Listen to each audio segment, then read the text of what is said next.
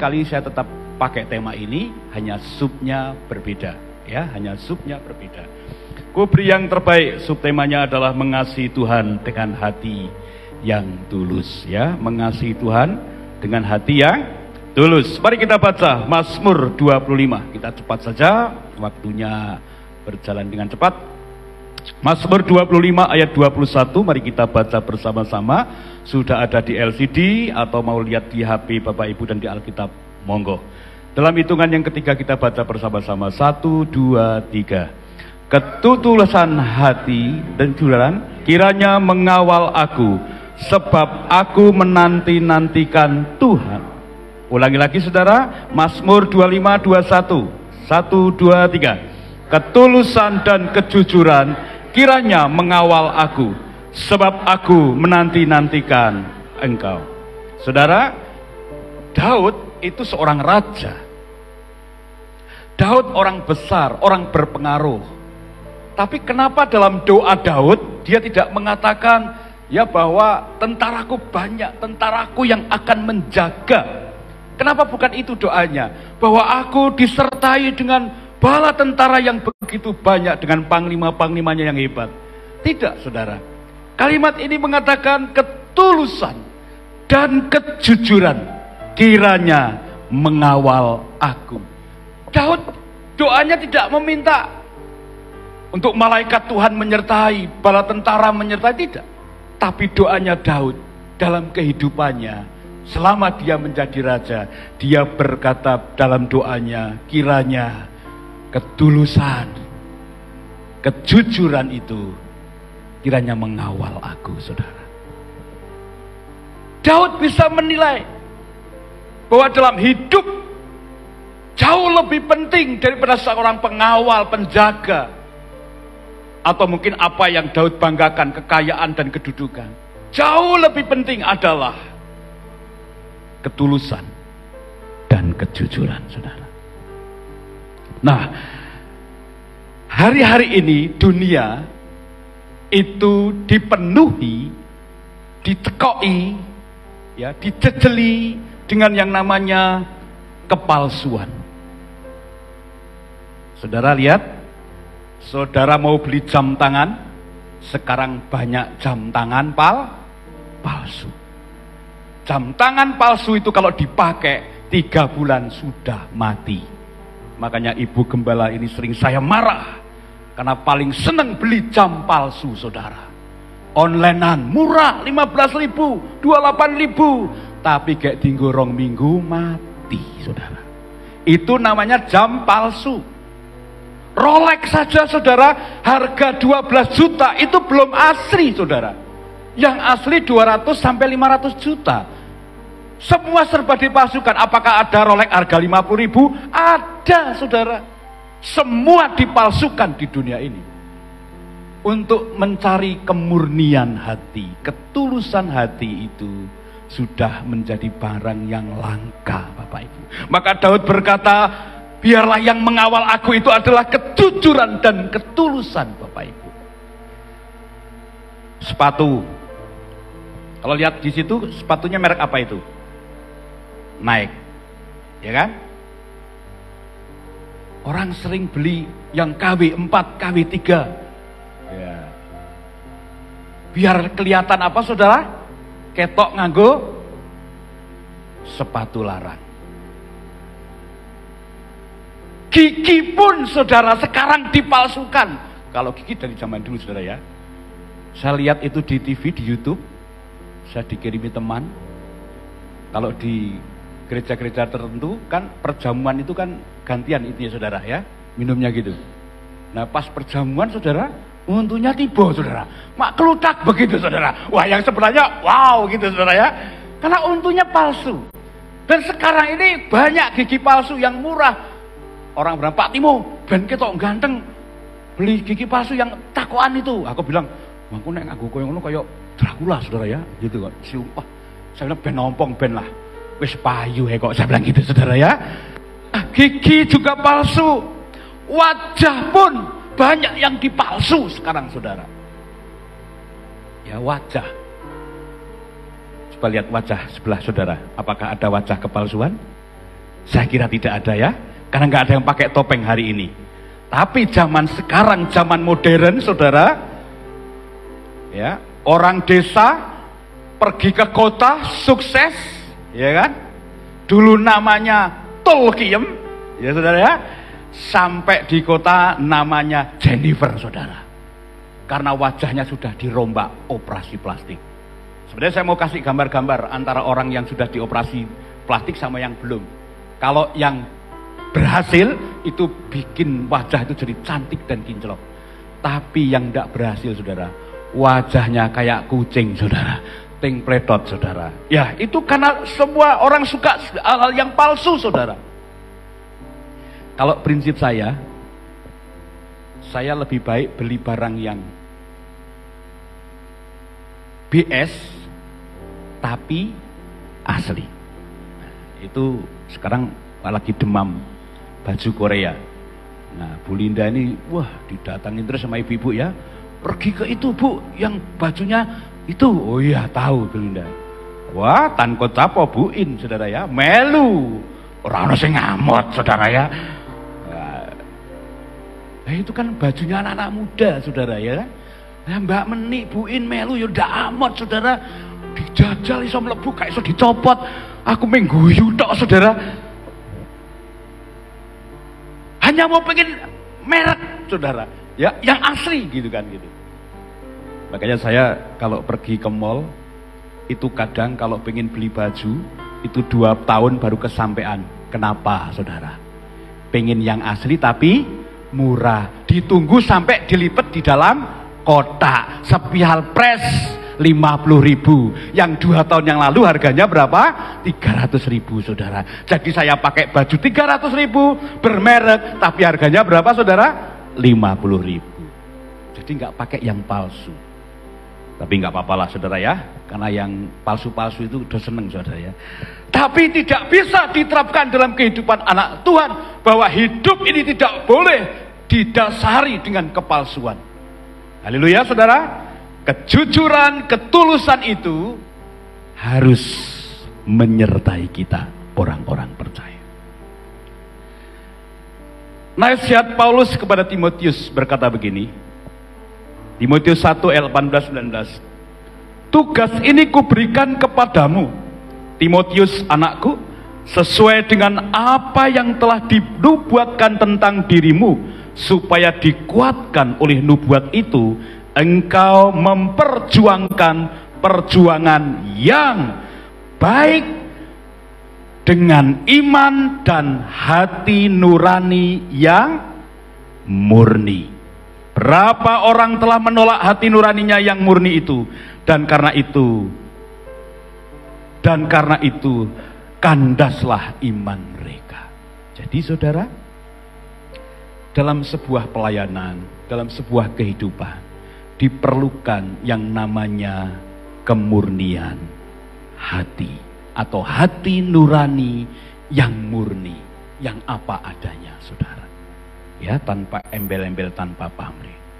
Paulus menasihatkan kepada Timotius pengerjanya, supaya Timotius hidupnya, pelayanannya, memperjuangkannya dengan hati yang murni. Nanti saudara masih bingung lah korelasinya sama pemberian yang terbaik itu apa? Nanti saudara ya, ini baru pendahuluan, saudara. Lalu apa kata Yesus kepada ahli Taurat dan orang Farisi? Dalam Matius 23-27 berkata begini, celakalah kamu, hai ahli-ahli Taurat dan orang-orang Farisi. Hai kamu orang-orang apa, saudara? Di ayat itu dikatakan apa? Munafik. Orang munafik itu orang yang berpura-pura. Kelihatannya baik tapi hatinya jahat. Tidak ada kemurnian sama sekali. Ya, dalam bahasa Ibraninya Yunaninya ditulis dengan kalimat apa, saudara, itu hipokrites. Yang artinya Bapak Ibu ini menggambarkan tentang apa? Tentang drama, pemain drama yang satu orang memperagakan 5 orang. Dan dia bisa memakai make up atau topeng. Ketika dia keluar sedang jadi perempuan, dia akan lembut dan sepertinya orang ini cantik sekali. Ketika dia sedang jadi orang yang antagonis, dia akan galak dan dia bisa membunuh dalam drama itu, saudara. Dan itulah yang dikatakan orang munafik itu seperti itu. Ya. Ketoke mukanya baik, haleluya, puji Tuhan. Tapi hatinya apa, saudara? Jahat. Saya teruskan, sebab kamu sama seperti kuburan yang dilabur putih, yang sebelah luarnya memang bersih tampaknya, tetapi yang sebelah dalamnya penuh tulang belulang dan berbagai jenis. Itu orang munafik seperti itu, saudara. Ya, orang munafik itu seperti itu. Ketoke apik, ning jerohane tulang belulang. Seperti kuburan yang dicat putih. Kata Yesus menegur orang-orang Farisi dan ahli Taurat. Orang Farisi itu orang hebat, orang ahli Taurat itu ahli kitab. Tapi Yesus mengatakan, kamu munafik. Saudara, Tuhan mau kita menjadi orang yang tulus dan murni hati kita. Karena ketulusan dan kemurnian itu harus diperjuangkan melalui motivasi yang benar dan jujur, saudara. Nah, Bapak Ibu, bicara tentang ketulusan itu sebenarnya kita sedang berbicara tentang motivasi kita itu apa. Dalam hal apapun, dalam bekerja, dalam berumah tangga, dalam bergereja, setiap ibadah, apapun. Motivasi kita apa? Nah, ini kita sudah mulai masuk, saudara ya. Motivasi kita apa? Masih murnikah hati kita ketika kita beribadah kepada Tuhan, itu mencari Tuhan? Masih punya hati yang murnikah ketika kita bertepuk tangan itu sebenarnya buat Tuhan? Masih murnikah ketika sudah datang hari doa Rabu, FA, itu betul-betul kita cari surga, cari Tuhan, cari Yesus? Kalau itu berangkat dari hati yang murni, bukan karena paksaan dan karena sungkan, maka hidupmu akan dekat dengan berkat Tuhan.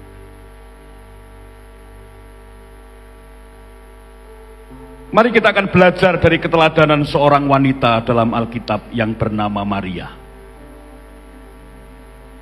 Hatinya yang jujur, hatinya yang murni, maka dia akhirnya bisa memberikan yang terbaik untuk Tuhan. Mari kita lihat Yohanes, ini ayat pokok kita. Yohanes, Bapak Ibu, pasal yang ke-12 ayat 1 sampai yang ke-8. Ini sebuah kisah yang sangat luar biasa sekali. Ini cerita kisah nyata, Bapak Ibu, bukan perumpamaan.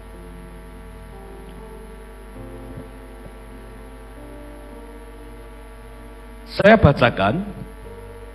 6 hari sebelum Paskah, Yesus datang ke Betania, tempat tinggal Lazarus yang dibangkitkan Yesus dari antara orang mati. Di situ, di dalam perjamuan untuk dia dan Marta melayani. Sedang salah seorang yang turut makan dengan Yesus adalah Lazarus.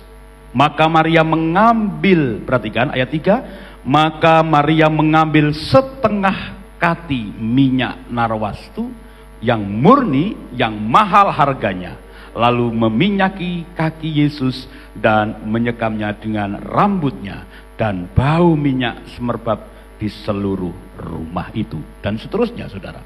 Nah, Bapak Ibu, ini adalah satu contoh kisah di mana Maria dapat memberikan yang terbaik untuk Tuhan. Karena Maria punya hati yang tulus dan jujur, saudara. Maria mengurapi kaki Yesus dengan minyak narwastu yang harganya sangat mahal. Kata Yudas di ayat itu dikatakan berapa harganya? 300 dinar. Itu kata Yudas di dalam ayat berikutnya itu. Ya, ayat yang keempat itu. Tetapi Yudas Iskariot, seorang dari murid-murid Yesus yang akan segera menyerahkan dia, berkata, mengapa minyak narwastu ini tidak dijual 300 dinar dan uangnya diberikan kepada orang-orang miskin. Saya sedang tidak menjelaskan siapa Yudas dan sifat Yudas, tapi saya sedang menyampaikan bahwa harga minyak itu diperkirakan 300 dinar, yang artinya itu adalah upah orang bekerja selama 1 tahun. Bapak Ibu, banyak nggak saudara? Upah 1 tahun. Gaji UMR berapa UMR sekarang, Mas Bambang? 3 berapa Demak? 3.200.000 untuk Kabupaten Demak. Kali 12. Berapa saudara? Akeh ya? Berapa juta? Hampir 100 juta kan? Udah sampai? Oh, udah sampai. 3.200.000 kali 12 berapa? 38 juta. Itu semua diberikan minyak dan untuk mengurapi kaki Yesus. Gaji setahun, saudara. Keren ya? Mari kita perhatikan lagi. Sebenarnya apa yang dilakukan oleh Maria ini tidak sebanding, Bapak Ibu, dengan apa yang Yesus berikan. Yesus memberikan kasih-Nya. Yesus memberikan hidupnya untuk Maria. Yesus sudah menolong Lazarus. Yesus sudah memperhatikan Maria. Dan Maria menemukan kasih itu di dalam Kristus.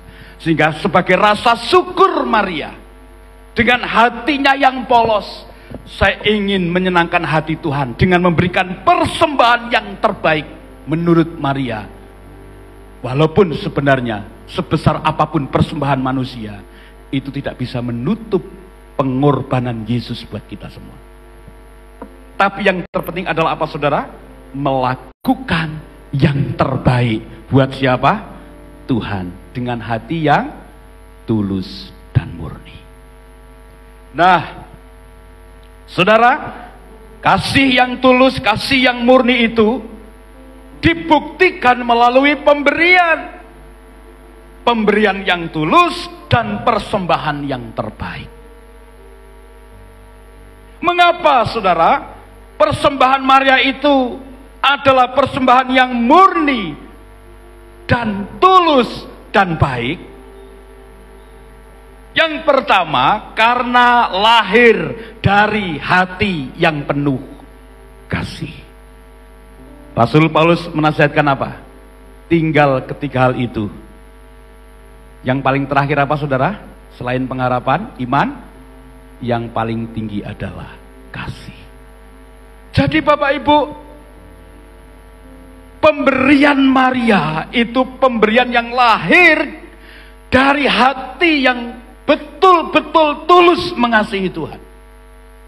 Bukan karena paksaan orang lain, bukan karena apa-apa, tapi karena Maria merasakan mendapatkan kasih itu daripada Tuhan, maka dia ingin mengembalikan dengan Maria, yaitu memberikan korban melalui apa? Meminyaki kaki Yesus dengan minyak narwastu.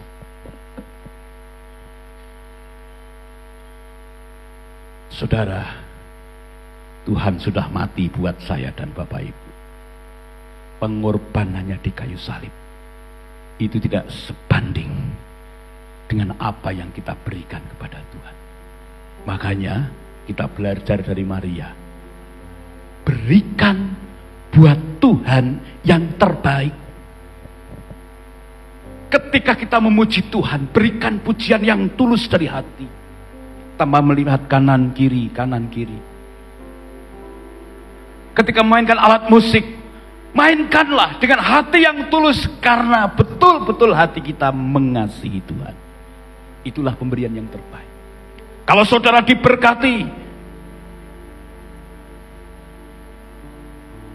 taburlah untuk pekerjaan Tuhan sebagai persembahan yang terbaik. Nanti saya akan masuk di bagian yang terakhir tentang persembahan ya.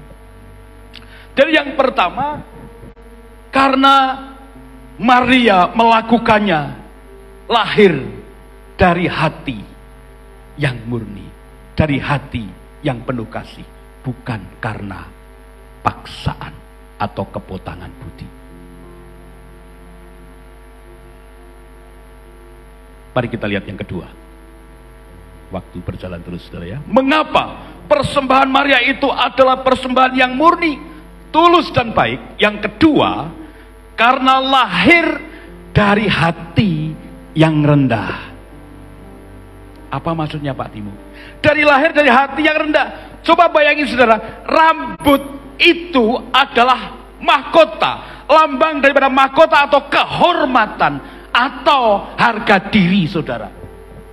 Tetapi apa artinya harga diri dibanding dengan pengorbanan Yesus? Maria sudah memberikan minyaknya untuk dioleskan di kaki, diurapi di kaki. Dia mengusapnya pakai apa saudara? Rambut. Dalam kultur budaya Yunani atau Yahudi, rambut itu mahkota, itu adalah bicara tentang harga diri Bapak Ibu.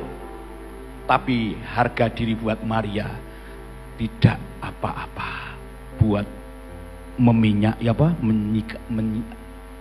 Apa cara basa Jawa ini ngersiki nggo ngelapi bekas minyak tadi. Kalau kita sudah bicara memberi yang terbaik, sudah tidak ada harga diri lagi yang perlu kita pertimbangkan.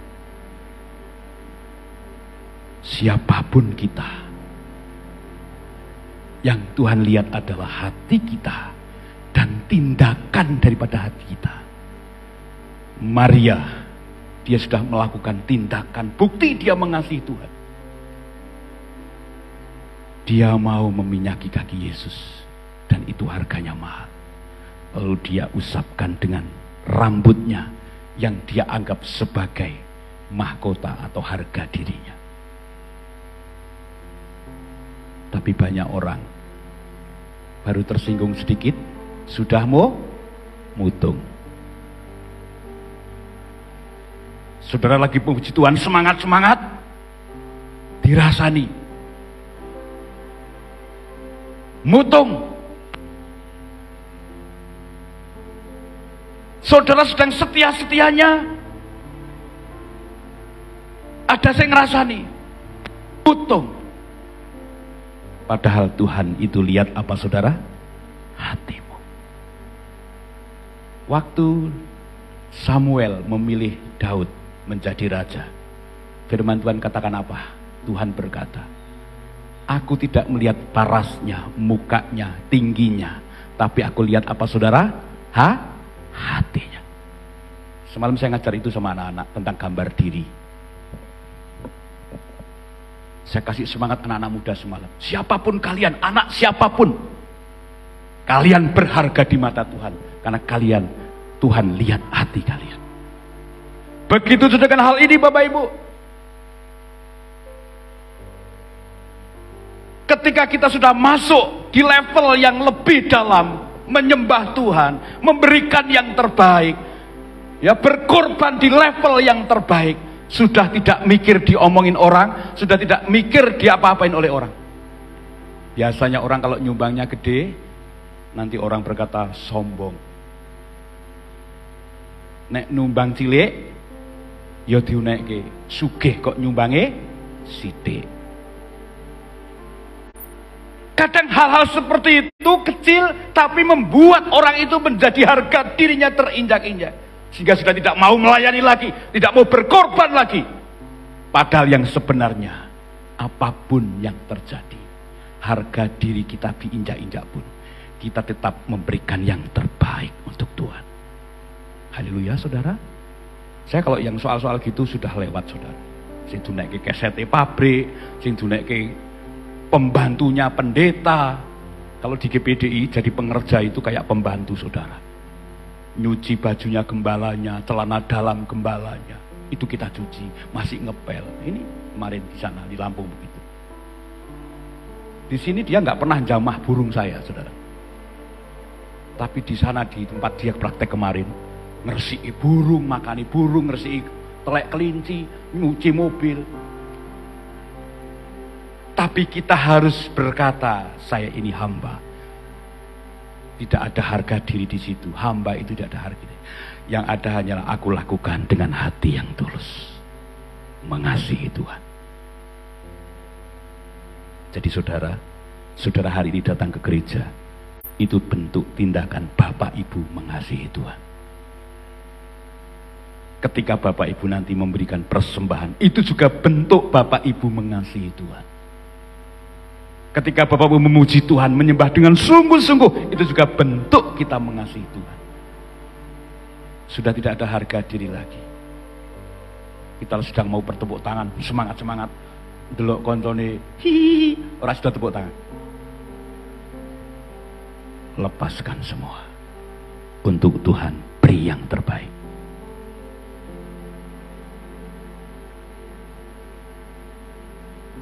Yang ketiga, Bapak Ibu, yang terakhir.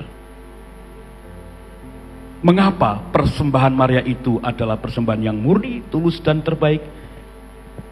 Yang ketiga, karena hati Maria itu memiliki kerelaan untuk berkorban. Saya sudah jelaskan di awal tadi. Kalau bukan orang yang punya hati yang berkorban, tidak mungkin Maria akan melakukan itu.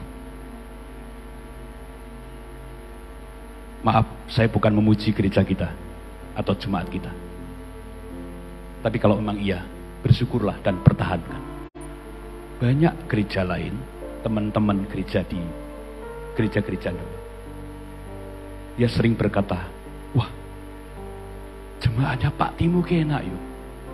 Meh tuku iki diumumke mimbar cek tuku. Meh tuku iki Pak Timo memotivasi, jemaat memberi. Jemaatnya Pak Timo jan sugih-sugih tenan. Jemaatnya Pak Timo diberkati. Tapi jawaban saya tidak berkata iya. Jawaban saya sama orang-orang itu berkata, maaf, jemaat kami bukan jemaat yang kaya-kaya. Tapi jemaat kami adalah jemaat yang mau melakukan kehendak Tuhan. Saya bilang begitu. Jemaat di gerejamu banyak orang kaya. Tapi belum tentu orang kaya itu punya hati yang berkorban. Duit banyak, mau berkorban, belum tentu bisa. Cuman punya uang sedikit, tapi mau berkorban, banyak. Tapi ada juga, sudah miskin, nggak mau berkorban, ada juga, saudara. Sudah dicontohkan dalam Alkitab, Bapak Ibu.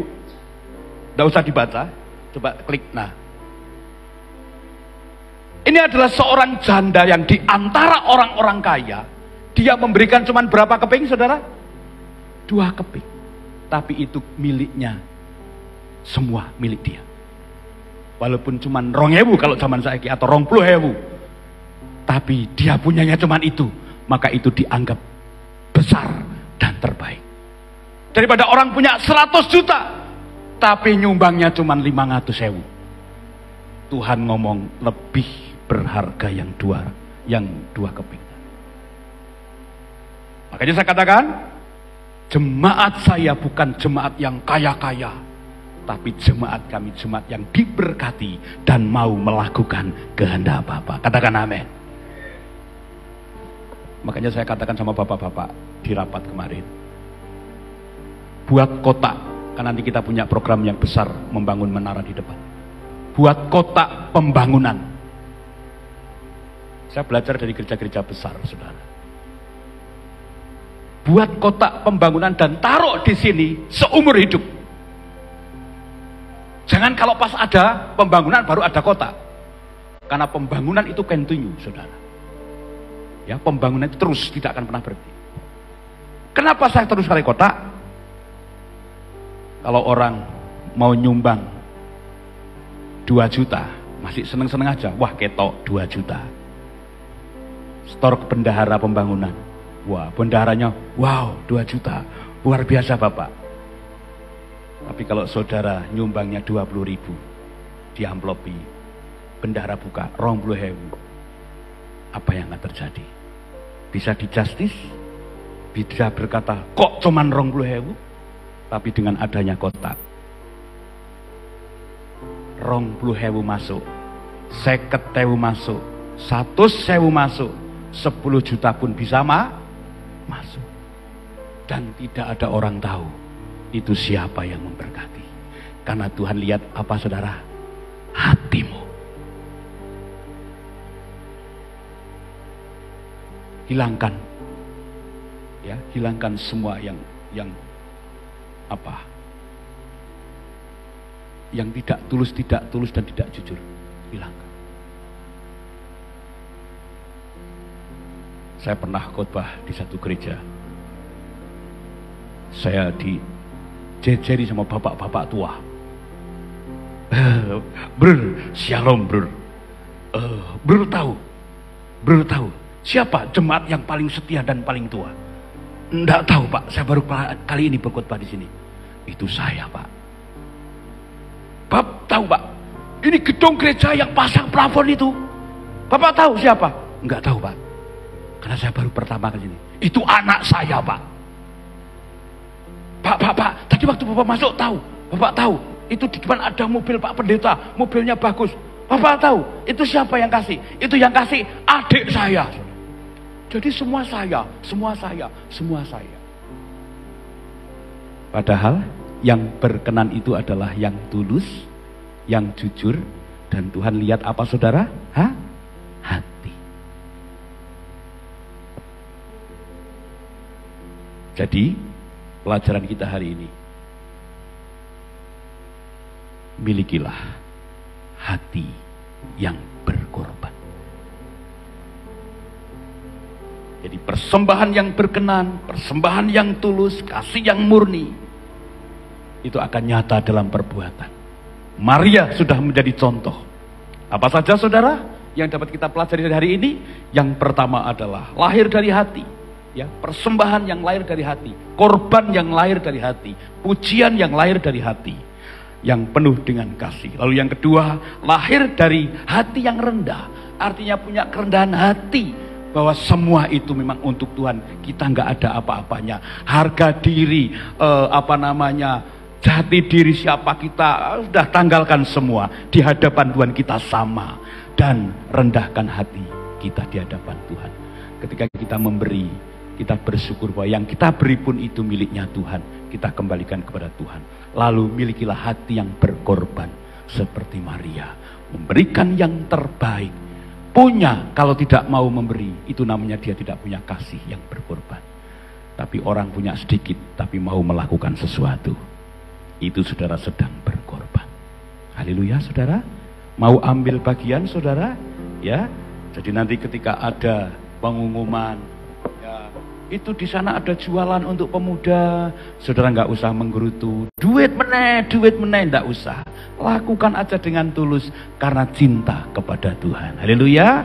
Nanti seksi pembangunan berkata, Bapak Ibu, kami butuh dana untuk membangun. Silakan kumpulkan di kotak atau bisa ke saya. Saudara terima dengan sukacita. Lakukan semampu saudara dan lakukan dengan hati yang tulus. Amin, saudara. Pemain musik sedang berusaha untuk punya program ada akrilik di sini supaya nggak budek, saudara ya. Sound systemnya akan di-upgrade sedikit demi sedikit. Kita akan pindah ke belakang. Nanti diumumkan siapa yang membantu untuk musik. Saudara juga jangan bosan-bosan mendengarkan. Kalau bisa lakukan. Kalau belum bisa belajar dari yang terkecil, saudara. Haleluya. Bandingkan dengan pengorbanan Yesus. Yesus mati supaya kita hidup. Yesus dicapik-capik, darah keluar, daging terlepas supaya sakit kita disembuhkan. Dan kita tidak membayar apa-apa. Free. Tapi Maria, dia tahu memang free dari Tuhan. Tapi Maria mau memberi yang terbaik buat Tuhan. Haleluya saudara. milikilah hati yang tulus di dalam kita melayani Tuhan, di dalam kita beribadah kepada Tuhan. Berikan hidupmu yang terbaik untuk Tuhan. Tuhan Yesus memberkati. Mari kita tutup Alkitab kita. Haleluya Yesus. Oleh kuasa darah-Mu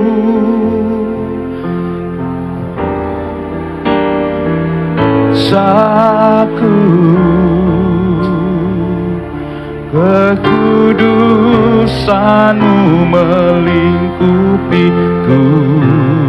Amin, haleluya. Kasih-Mu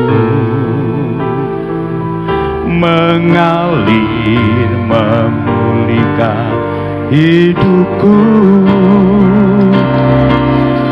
Besar anugerah-Mu, Kau selamatkan hidupku.